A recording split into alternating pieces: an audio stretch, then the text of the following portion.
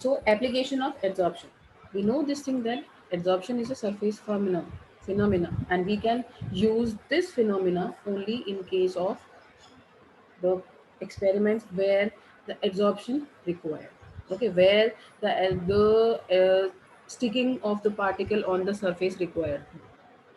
All right, but when sorption work, the particles move into the bulk as well as they cover the entire surface of the adsorbent. At that time, that type of reaction we need in heavy experiment. You can call that different type of experiment, bulk experiment, where you need to separate the sub, you can say, solute from the solvent completely. At that time, we need what? Absorption and adsorption together. But when we want to separate out only the small portion of your entire solution, at that time adsorption is needed, and we can desorb it easily, okay, by applying some physical method, by heating, by reducing temperature, by um, or by reducing the pressure. So first is production of high vacuum. The remaining traces of air can be absorbed by charcoal from a vessel evacuated by a vacuum pump to give a very high vacuum. We know this thing that we used to absorb the air from the tubes or any system in which we are performing our experiment.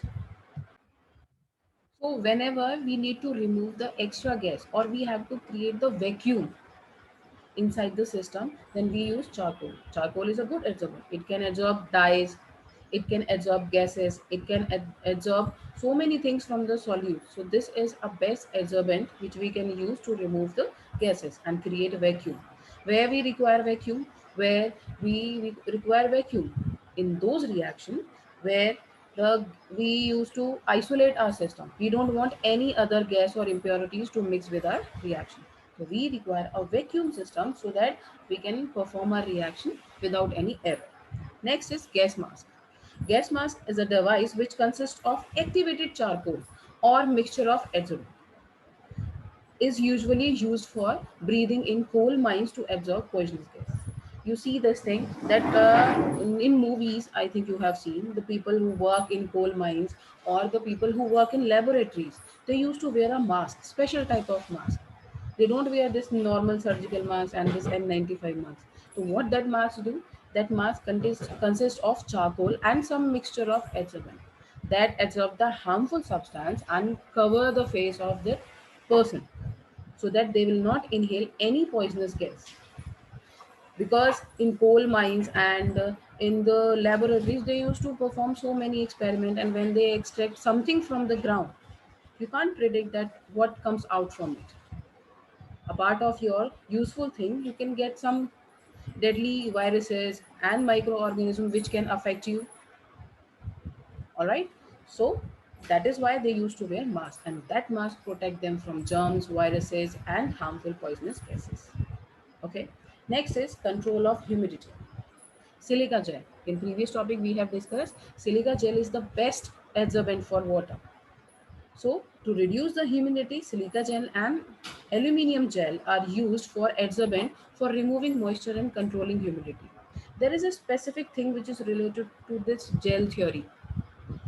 All the adsorbent except these gels, silica gel and aluminum gel, and some other gels are there also, they absorbs the thing. Means if you want to do adsorption with those, for example charcoal and some other compounds, they absorb the water and become moisture and humid. But absorption has a limit. After a period of time they start losing their water.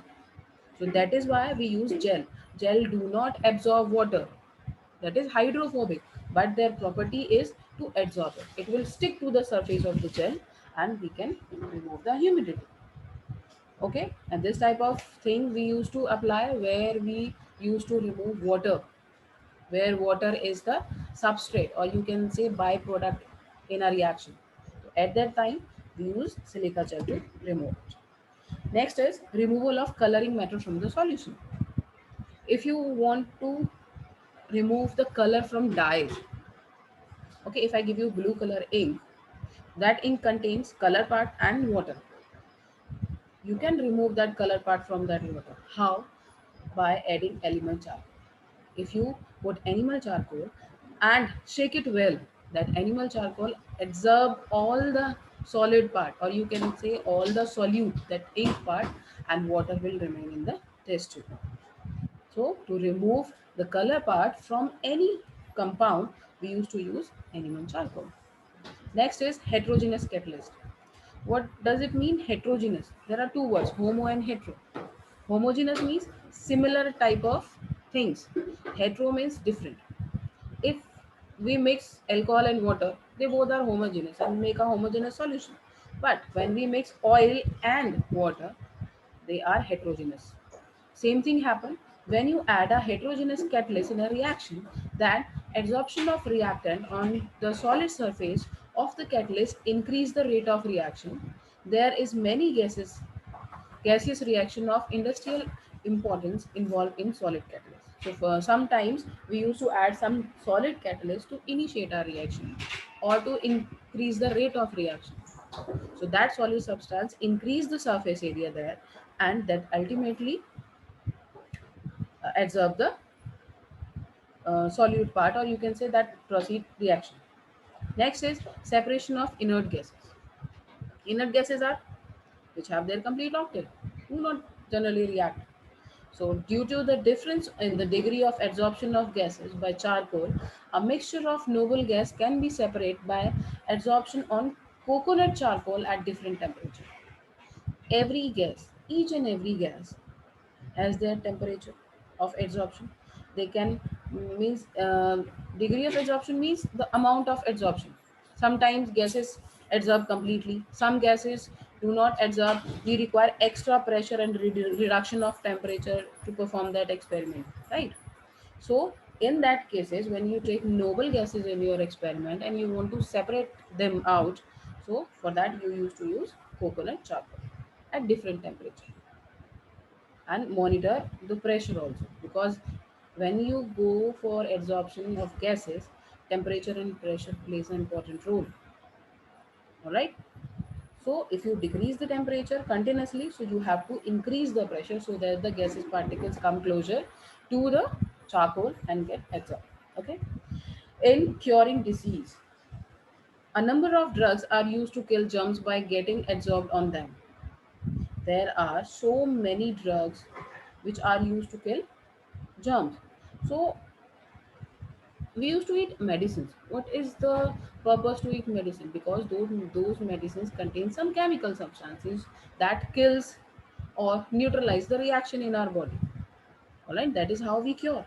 But sometimes a number of drugs are used to get to absorb the germs over them and then kill. So there are different types of reactions which happen inside us when we take a pill. So that is why we used to know first that what type of infection is that. Is there is viral, bacterial. So we used to eat specific type of medicine, and that specific medicine work on that germ, virus or bacteria at a specific manner. If it is required to kill that, they will kill. If it is required first to absorb, because some blood flows continuously and our bodies consist of 70% water, everything flowed there. Virus and bacteria can penetrate easily inside our body through the cell membrane or any other membrane inside the body. That is why there is a need to capture those virus, and that is done by some special type of drug. The adsorption is also used to cure some diseases. Next is fourth flotation process. This process you have learned in 10th class. This is used to separate out the metals in the metal refining. So a low grade sulfide ore is concentrated by separating it from silica and other earthiest metals by this method using pine oil and floating agent.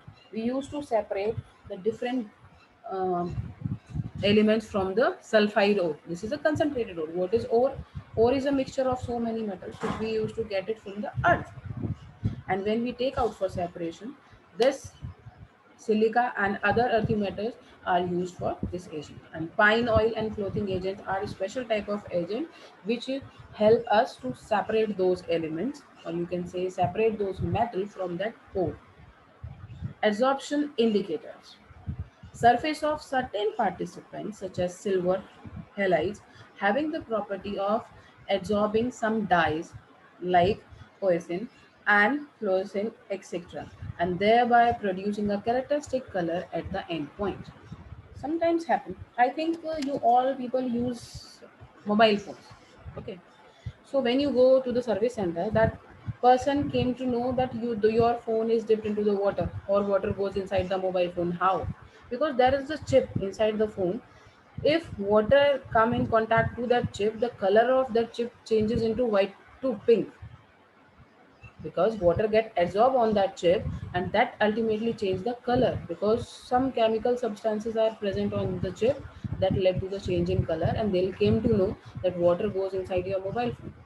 So what, how this thing happen? Same thing happens with the absorption indicators.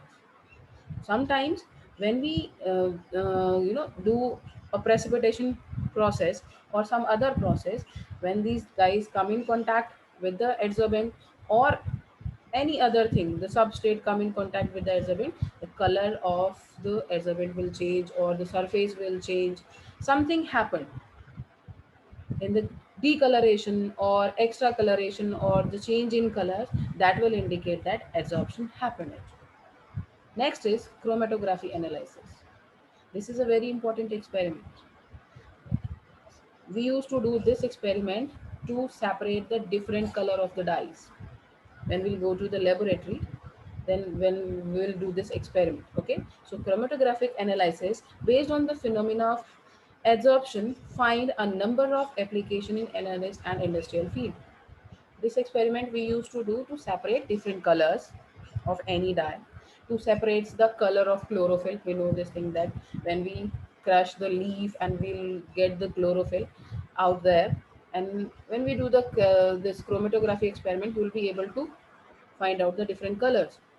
Okay, so this is the process which is used in chromatographic analysis also. All right.